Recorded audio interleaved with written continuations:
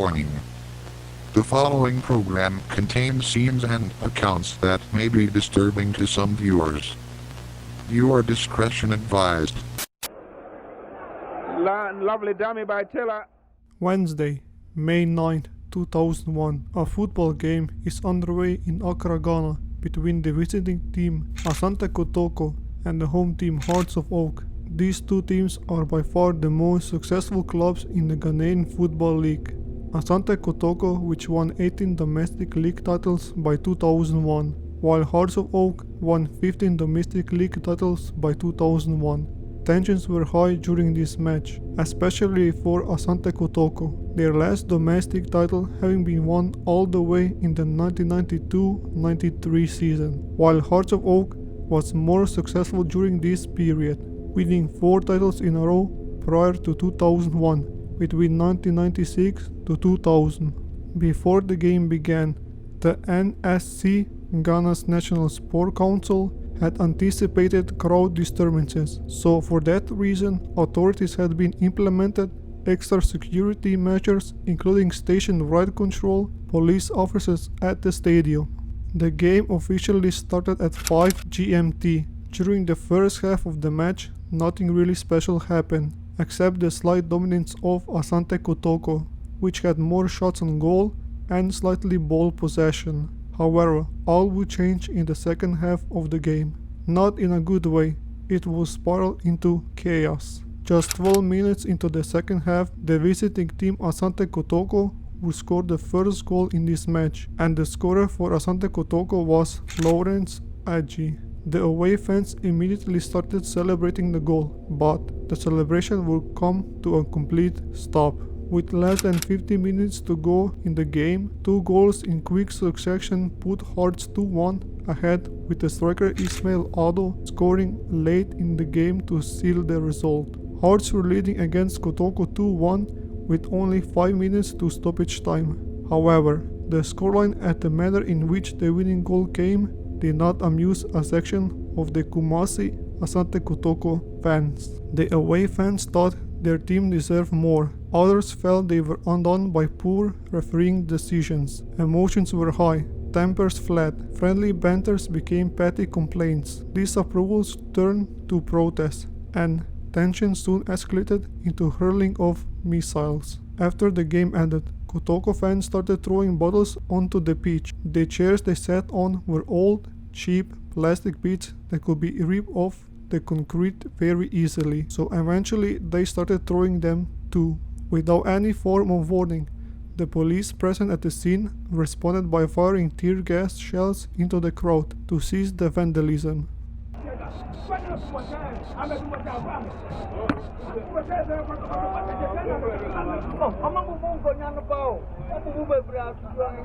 The police at the time also had in their arsenal rubber bullets, tear gas, and what reports refer to as thunder shots, which seem to be like flashbangs. By all reports, this worked, and the fans stopped throwing things onto the field, but the police continued firing into the crowd in the north stands, again, without warning. They shot rubber bullets and tear gas into the terraces. Soon, panic and stampede ensued as fans tried to flee the irritant fumes. The Kotoko fans tried to go onto the field, however, they couldn't, because Accra Sports Stadium then still had 2-meter high fences with barbed wire and spikes at the top. So, with nowhere else to go, the fans started rushing down the 6 stairways to the exit gates. Unfortunately, they were met with a disturbing revelation. The gates had been locked.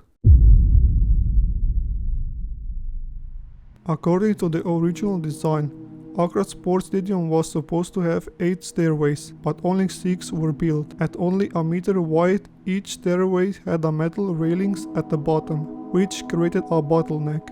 As fans funneled toward the exit, they crashed against each other, bodies piled against one another. People tripped and were trampled, with not enough space to get back up. Some survived by cramming their faces against the railings, taking in as much air as they could, although the crash prevented their chest cavities from expanding. It took over an hour for the crash to be relieved. The Ghana's deputy sports minister at the time, Joey Agri, explained what he witnessed at the moment, saying, "I saw young men young viral man lying dead on the floor. I'm devastated. I couldn't count the dead. 160 people die from traumatic asphyxia, or having their chest cavities crushed inward, resulting in a suffocation. Another 10 died from trauma, likely from being stampeded. Reports claim that the medical staff had left the stadium before the tragedy ensued, as it took place near the end of the match. In total, 127 lives were lost during this terrible disaster, making it the worst stadium disaster to have ever taken in Africa.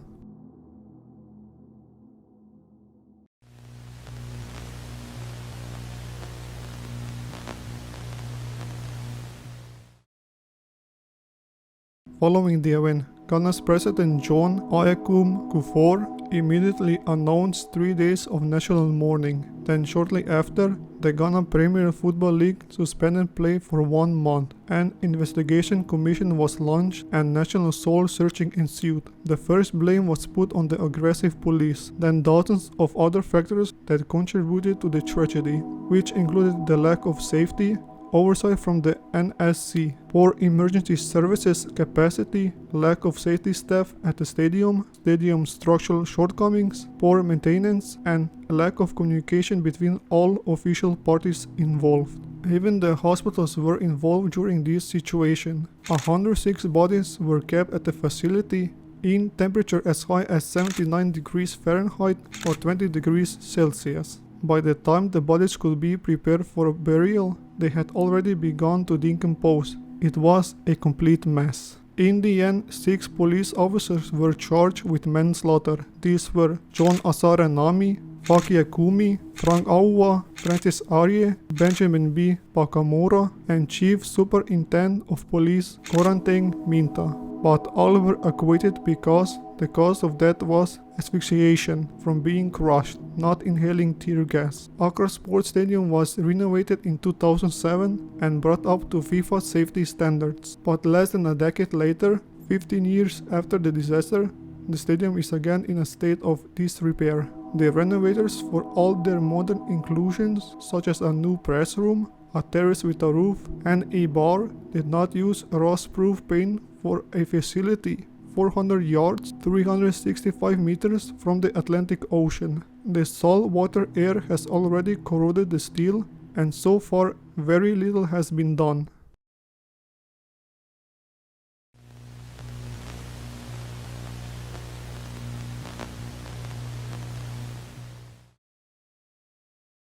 Several years later, a bronze statue was erected outside the stadium of a fan carrying another fan to safety, with the inscription title, "I am my brother's keeper," in honor of the victims of the tragedy. Fans who attend matches at the stadium now chant, never again," to remind themselves of the day.